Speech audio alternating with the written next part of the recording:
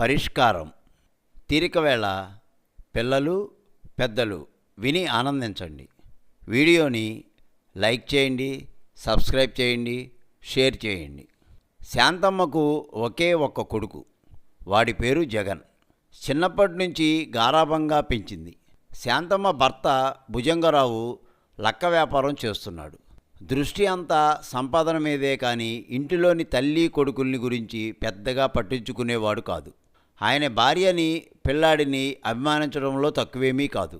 వాళ్ళకి ఎప్పుడు ఏది కావలసినా క్షణాల్లోనే తెచ్చి ఇచ్చేవాడు.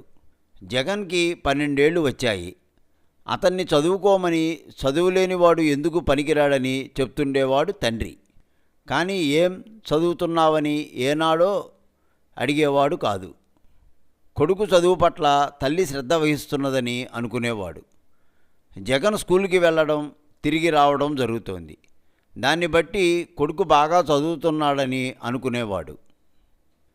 జగన్ స్నేహితులతో తిరగటం, చదువు మీద ధ్యాస లేకపోవడం తండ్రి భుజంగరావుకి తెలియదు. అప్పుడప్పుడు తీరిక సమయంలో కొడుకుని పిలిచి లెక్కలు చేయడం రాకపోతే మందలించేవాడు. శాంతమ్మ ఆ సమయంలో కొడుకు జగన్ని వెనకేసుకు వచ్చి భర్తను శాంతపరిచేది. రోజు వాడు చదువుతూనే ఉన్నాడని సర్ది చెప్పేది. ఒకనాడు తండ్రి బయటికి వెళ్ళినప్పుడు ఈ విధంగా చెప్పింది: చదువు ఉంటేనే ఉద్యోగాలు వస్తాయి. లెక్కలు బాగా వస్తే మీ నాన్న చేసే లెక్క వ్యాపారాన్ని నువ్వు అభివృద్ధి చేసుకోవచ్చు. లెక్కలు రాకపోతే మీ నాన్న ముసలాయన అయినాక ఆయన చేసే వ్యాపారాన్ని ఎవరు చూసుకుంటారు? అప్పుడు వ్యాపారం దెబ్బతింటుంది. చదువుకోరా అని ప్రేమతో బుజ్జగించి చెప్పేది. నేను బాగా చదువుతున్నానమ్మా. మా టీచరు దగ్గర అన్ని పాఠాలు గడగడా చెప్పేస్తాను. నాన్నగారికి చెప్పాలంటేనే తిడతారు, కొడతారు అని భయమమ్మా అన్నాడు జగన్. నాన్న దగ్గర టీచరు దగ్గర భయపడకూడదు అంది శాంతమ్మ. సరేనమ్మా అన్నాడు జగన్. తినేందుకు జగన్ ఏది కోరినా అందించేది. సినిమాలకి వెడతానంటే వద్దనేది కాదు. స్నేహితులతో తిరుగుతుంటే కాదనేది కాదు. తనకు ఏం కావాల్సి వచ్చినా తల్లికి చెప్పి అవసరం తీర్చుకునేవాడు. తండ్రి భుజంగరావు ఎంత తీరిక లేకపోయినా వీలు చిక్కినప్పుడు సరిగా చదవడం లేదని జగన్ని మందలిస్తుండేవాడు. జగన్ మాత్రం తిరుగుళ్ళు అధికం చేశాడు. చదువు మీద అశ్రద్ధ. కాలం గడుస్తున్నది. 12 ఏళ్ల వయసు గలవాడైనా అతను చదివేది 6వ తరగతి. ఇంతవరకు బాగానే ఉన్నా ఇప్పుడు 6వ తరగతి వల్ల హాజరు మాత్రమే కాకుండా మార్కులు కూడా రావాలి కనుక క్లాసులో టీచరు ఎన్నోసార్లు మందలించేవారు. ఇలా ఉండగా ఒకనాడు ప్రోగ్రెస్ కార్డు పట్టుకొచ్చాడు. దాని మీద తండ్రి సంతకం కావాలి. ప్రోగ్రెస్ కార్డు మీద ప్రతి సబ్జెక్టు మార్కులు 10, 5, 15 మాత్రమే ఉన్నాయి. వాటి అన్నిటికీ సున్నాలు చుట్టి ఉన్నాయి. ఆ కార్డు తండ్రికి ఇస్తే తిడతాడన్న భయం తెలివిగా తల్లికిచ్చి తండ్రి చేత సంతకం చేయించమన్నాడు. శాంతమ్మ కార్డును భర్తకు ఇచ్చి సంతకం చేయమంది. ప్రోగ్రెస్ కార్డు చూసి భుజంగరావు మండిపడ్డాడు. కొడుకు పనికిరాని సొంట అవుతున్నాడని మండిపడ్డాడు. ప్రోగ్రెస్ కార్డును భార్యామోహాన్ని కొట్టి తిట్టాడు.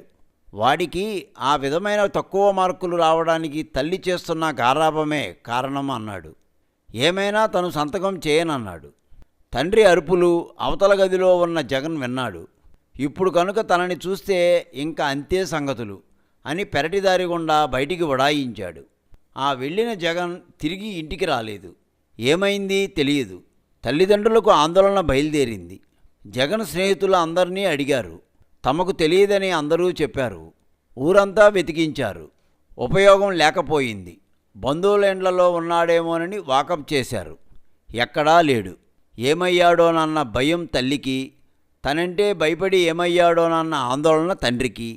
అయితే జగన్ ఆచూకీ మాత్రం తెలియలేదు. తల్లిదండ్రులు అమితంగా బాధపడుతున్నారు. అలా వెళ్ళిన జగన్ వైజాగ్లో ఒకరి ఇంట్లో ఉన్నాడు. ఆ సంగతి తల్లిదండ్రులకు తెలియనివ్వలేదు. జగన్ ఉన్న ఇల్లు వైజాగ్లో ఉంది. ఆ ఇల్లు ఒక పండితుడు నివసిస్తున్న ఇల్లు. వేద పండితుడు ఘనాపాటి అని బిరుదు కూడా ఉంది ఆయనకు. ఆ వేద పండితుని కొడుకే ఇంతకుముందు జగన్ చదువుతున్న స్కూల్లోని తెలుగు టీచరు. ఆయన ఒకనాడు తన ఊరు వైజాగ్ వెడదామని రైల్వే స్టేషన్కి వెళ్ళి రైలు కోసం వేచి ఉండగా అక్కడికి కొంత దూరంలో రైలు కింద పడి చావడానికి ప్రయత్నించుచున్న జగన్ కనబడ్డాడు. ఆయన అమాంతం పరిగెత్తి జగన్ని రైలు కింద పడి చావకుండా ఆపాడు. ఎందుకురా చావబోతున్నావు అని అడిగాడు. జగన్ తన గురించి జరిగిందంతా చెప్పి అందుకే చావదలిచినట్లు చెప్పాడు. పిచ్చివాడా, పుట్టింది బలవంతంగా ఆత్మహత్య చేసుకుని చావడం కాదు. నీ తల్లిదండ్రులకు నీ మీదున్న దురభిప్రాయాన్ని తొలగించి ప్రయోజకుడివి అవ్వాలి.